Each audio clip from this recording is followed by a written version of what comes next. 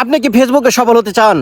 তাহলে ফেসবুকের গাইডলাইন অক্ষরে অক্ষরে মেনে চলুন এবং আপনার ড্যাশবোর্ডটা সবসময় সবুজ রাখার চেষ্টা করুন।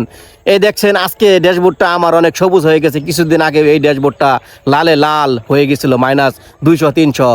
তো কি পরিমাণ কাজ করলে এই -200-300 থেকে নেমে এসে এখন সবুজ হয়ে +100-200 কিংবা +100-র উপরে হয়ে গেছে বুঝতে হবে।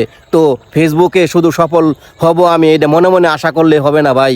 ফেসবুকে সফল হতে হলে আপনাকে কঠোর পরিশ্রম এবং ধৈর্য ধরতে হবে ইনশাআল্লাহ। ফেসবুকের গাইডলাইন মেনে চলুন এবং ড্যাশবোর্ডটা সবসময় সবুজ রাখার চেষ্টা করুন, সফলতা আসবেই ইনশাআল্লাহ।